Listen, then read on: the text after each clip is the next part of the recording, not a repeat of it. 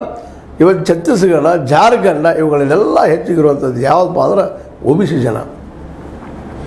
ಈ OBC ಜನರ vote ಬರಬೇಕಾಗಿತ್ತಪ್ಪ ಅಂತಂದ್ರೆ ಅವ್ರಿಗೆ ಬೇಕಾದಂಥ ವ್ಯವಸ್ಥೆಯನ್ನು ರಿಸರ್ವೇಷನ್ ರೂಪದಲ್ಲಿ ಅಥವಾ ಮತ್ತೆ ಅವ್ರ ಬಂದು ಕೊಡಲೇಬೇಕಂತ ಅನಿವಾರ್ಯತೆ ಬಂದದ. ಕೊಡಲಿಲ್ಲ ಅಂದರೆ ಅವ್ರ ಸರ್ಕಾರ ಆಯ್ಕೆ ಆಗಲಿಕ್ಕೆ ಸಾಧ್ಯ ಇಲ್ಲ. ಎಲ್ಲಿಯವರೆಗೆ ಬರೀ ಮೀಸಲಾತಿ ಅಂದ್ರೆ ಒಂದು ಏನಪ್ಪ ಮೀಸಲಾತಿ ಬೇಡ ಅನ್ನೋದು ವಿಚಾರ ಇಟ್ಕೊಂಡ್ಬಂದರು ಜನಸಂಘದವರು ಮತ್ತು BJP ಅವರು. ಅಲ್ಲಿವರೆಗೆ ಅವ್ರ ಮೆಜಾರಿಟಿ ಆಗಲೇ ಇಲ್ಲ, ಸರ್ಕಾರ ರಚನೆ ಮಾಡಲೇ ಇಲ್ಲ.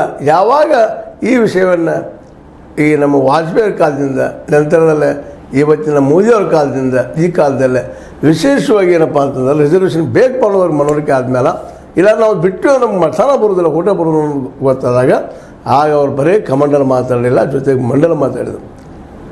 ಕಮಂಡಲ ಮಾಡಿದ್ದು ನಿಮ್ಗೆ ಗೊತ್ತದ. ನಮ್ಮ ಏನಪ್ಪ ಅಂದ್ರೆ ಅದ್ವಾನಿ ಅವರು ಕಮಂಡಲ ಪರವಾಗಿ ಹೋರಾಟ ಮಾಡಿದ್ರು ಅವತ್ತು.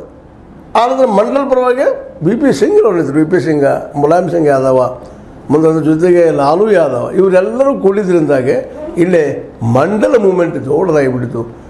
OBC ಮೂಮೆಂಟ್ ದೊಡ್ಡಾಗೋ ಜೊತೆಗೆ ಅವರು ದಲಿತರು ಇನ್ನುಳಿದವರು ಕೂಡಿದ್ರಿಂದಾಗೆ, ಕಾಂಶಿರಾಮ ಅಥವಾ ಇನ್ನುಳಿದವರು ಕೂಡಿದ್ರಿಂದಾಗಿ ಇವತ್ತು ನಮ್ಮ ಇವತ್ತಿನ ಮಾಯಾವತಿಯವರು ಕೂಡಿದ್ರಿಂದಾಗೆ ಇವತ್ತು ಅವರು ಇವತ್ತು ಬಲಿಷ್ಠರಾಗಿದ್ದಾರೆ ಅನ್ನೋದು ಅಷ್ಟೇ ಸತ್ಯದ.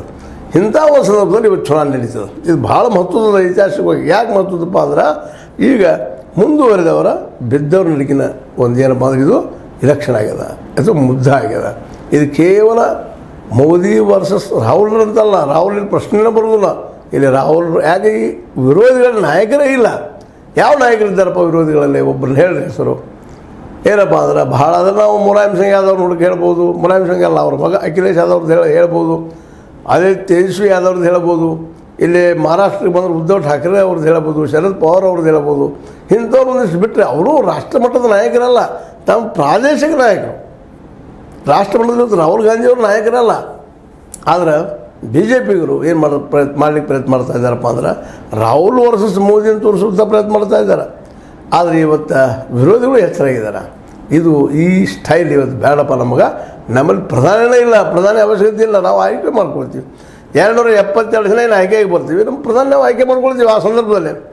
ಅದಕ್ಕೂ ಇವತ್ತು ನಮ್ಮ ಮೋದಿಯವರು ಸಾಕಷ್ಟು ಟೀಕಾ ಮಾಡ್ತಾ ಇದ್ದಾರೆ, ಅವ್ರ ಬೆಂಬಲಿಗೆ ಟೀಕಾ ಮಾಡ್ತಾ ಇದ್ದಾರೆ. ವರ್ಷಕ್ಕೊಬ್ಬ ಪ್ರಧಾನಿ ಮಾಡ್ತಾರೆ, ಮತ್ತೇನೋ ಮಾಡ್ತಾರೆ, ಟೀಕೆ ಮಾಡ್ತಾ ಇದ್ದಾರೆ. ಇಲ್ಲಿ ವರ್ಷಕ್ಕೊಬ್ಬನ ಪ್ರಧಾನಿ ಮಾಡ್ತಾರೋ 5 ವರ್ಷದ ಒಬ್ಬರು ಮಾಡ್ತಾರೋ ಅದು ಮುಖ್ಯ ಅಲ್ಲಿಲ್ಲ. ಇಲ್ಲಿ ಬೇಕಾಗಿದ್ದು ಉದ್ಯೋಗ ಸೃಷ್ಟಿ ಮಾಡ್ತಾರೋ ಇಲ್ಲ, ಈಗೇನು ಗ್ಯಾರಂಟಿಗಳು ಕೊಟ್ಟಿದ್ದಾರೋ ಅವ್ರು ಮುಟ್ಟಿಸ್ತಾರೋ ಇಲ್ಲೋ. ಯಾರು ಪ್ರಧಾನಿಗೆ ಏನು ಮಾಡೋದು ರೀ? ದೇಶ ರಕ್ಷಣೆ ಮಾಡೋಕ್ಕೆ ಸೈನ್ಯದ ಅದ, ಸೈನ್ಯದ 3 ವಿಂಗ್ಗಳಿದ್ದಾವೆ. ಆ 3 ವಿಂಗದ ಸೈನಿಕರು ಅದು ಸೈನ್ಯ ಆ ಕೆಲಸ ಮಾಡ್ತದೆ. ಮತ್ತು ನಮ್ಮ ಬಾಜು ಇರೋದು ದೊಡ್ಡ ವೀರಿ ಯಾರಪ್ಪ ಅಂತ ಚೈನಾ. ಈಗ ಚೈನಾಗಾದ್ರೆ ಇವರು ಆಲ್ರೆಡಿ ಅಲ್ಲಿ ಜಾಗವನ್ನು ಬಿಟ್ಟು ಕೊಟ್ಟಿದ್ದಾರೆ. ಮೋದಿಯವರು ಸ್ಟ್ರಾಂಗ್ ಲೀಡರ್ ಇದ್ದರು ಸಹಿತ ಇವತ್ತಿನ ಜಾಗ ಹೋಗ್ಯದಂತ ಇವತ್ತು ಆರೋಪಗಳದಾವೆ ಮೋದಿಯವ್ರ ಮೇಲೆ. ಅದಕ್ಕೆ ಕ್ಲಿಯರೆನ್ಸ್ ಕೊಡ್ತಾ ಇಲ್ಲ ನಮ್ಮ ಮೋದಿಜಿಯವರು. ಪಾಕಿಸ್ತಾನ ತೋರಿಸ್ತಾ ಇರ್ತಾರೆ ಅವರು ಪಾಕಿಸ್ತಾನ. ಯಾಕಂದ್ರೆ ಮುಸ್ಲಿಮರ ವಿರೋಧವಾಗಿ ಮಾತಾಡೋದ್ರಿಂದ ಇಲ್ಲಿ ಹಿಂದೂಗಳು ಒಕ್ಕಟ್ಟಾಗಿ ಮತ ಹಾಕ್ತಾರೆ ಅನ್ನುವಂಥದ್ದು. ಆದರೆ ಇದು ಈ ಸಲ ಕಷ್ಟದ. ಯಾಕಂದ್ರೆ ಜನರು ಜಾಗೃತ ಆಗಿದ್ದಾರೆ. ಅಲ್ಲಪ್ಪ ನಾವು ಅದನ್ನು ಮಾಡಿದ್ವಿ ಅಂತಂದ್ರೆ ನಾಳೆ ನಮ್ಮ ಭವಿಷ್ಯ ಹೆಂಗೆ? ಈ ಗ್ಯಾರಂಟಿಗಳು ನೀವು ಕೊಡೋದಿಲ್ಲ ಅಂತಾರೆ, ಹೀಗಾಗಿ ಕೊಡೋದಿಲ್ಲ ಟೀಕೆ ಮಾಡ್ತಾಯಿದ್ದಾರೆ ಮೋದಿ ಮತ್ತು ಅವ್ರ ಸಂಗಡಿಗರು. ಹೀಗಾಗಿ ಅವ್ರ ಮೇಲೆ ಯಾರು ಭರೋಸೆ ಇಲ್ಲ. ಇವ್ರು ನಿಶ್ಚಿತವಾಗಿ ನಮ್ಗೆ ಕೊಡ್ತಾರಪ್ಪ ಗ್ಯಾರಂಟಿ ಅಂತಾರೆ. ಈ ಎಲ್ಲ ನೆಲೆಗಟ್ಟಿನಲ್ಲೇ ಈ ಒಂದು ಬಿದ್ದ ಸಮಾಜದಲ್ಲಿ OBC ಅಲ್ರಿ, ದಲಿತಲ್ರಿ, ಜೊತೆ ಮೈನಾರಿಟಿ ಕೂಡಿದರೆ 80% ಆದಾಗ ಆ 80%ದಲ್ಲಿ 90% ಹೆಚ್ಚಿಗೆ ಬಡವರೇ ಇರೋದರಿಂದಾಗಿ ರಿಸರ್ವೇಷನ್ದು ಇವತ್ತು ಸರ್ವೆ ಮಾಡಿಸುವಂಥ ಮಾತನ್ನು ಎಷ್ಟು ಜನ ಇದ್ದಾರೆ, ಯಾವ ಪ್ರಮಾಣದಲ್ಲಿದ್ದಾರೆ ಆ ಪ್ರಮಾಣ ತಿಳ್ಕೊಳ್ಳೋ ಸಲುವಾಗಿ ಇವತ್ತು ರಾಹುಲ್ ಗಾಂಧಿಯವರು ಮಾಡ್ತಾಯಿದ್ದಾರೆ. ಜೊತೆಗೆ ಹೆಣ್ಣುಮಕ್ಕಳಿಗೂ 50% ನಾವು ರಿಸರ್ವೇಷನ್ ಇಡ್ತೀವಿ ಅನ್ನೋಂಥ ಮಾತನ್ನು ಅಧಿಕಾರ ಬಂದ ತಕ್ಷಣ ನಮ್ಮ ಮೋದಿಯವರು ಇನ್ನೂ ಇಲ್ಲಿ ಸರ್ವೆ ಮಾಡಿಸೋರಿದ್ದಾರೆ ಜನಸಂಖ್ಯೆದ್ದು. ಅದ್ರ ಮೇಲೆ ಜನಸಂಖ್ಯೆ ಸರ್ವೆ ಆದ್ಮೇಲೆ ಕ್ಷೇತ್ರವಾರ ಮತ್ತು ವಿಂಗಡಣೆ ಮಾಡೋರಿದ್ದಾರೆ. ಆಮೇಲೆ ರಿಸರ್ವೇಷನ್ ಅದು 2029 ಆಗ್ತಿದ್ದೋ 39 ಆಗ್ತಿದ್ದೋ ಈಗ ಹೇಳುವಂಗೆ ವಿಕಸಿತ ಭಾರತ ಮಾಡ್ತೀವಪ್ಪ ನಾವು 2047 ಆಗಾಗ್ತಿದ್ದೋ ಆಗ ಆಗದೆ ಹೋಗ್ತಿತ್ತು ಯಾರಿಗೂ ಗೊತ್ತಿಲ್ಲ. ಯಾಕಂದ್ರೆ ನಾಳೆ ಏನಾಗ್ತದೆ ಅನ್ನೋದು ನಮಗೆ ಗೊತ್ತಿಲ್ಲ. ಯಾಕಂದರೆ ಅವ್ರು ಆರಿಸಿ ಬಂದಾಗ ಪ್ರಬಲವಾದ 400 ಪಾರ್ ಅಂತ ಇವ್ರು ವಿರೋಧಿಗಳು ಅಂದುವಾಗ 400 ಏನೋ ನೀವು ಆರಿಸ್ಕೊಟ್ರೆ ಈ ಸಂವಿಧಾನ ಬದ್ಧ ಮಾಡಿಬಿಟ್ರೆ ನಾವೇನು ಮಾಡೋರಿದ್ವಿ?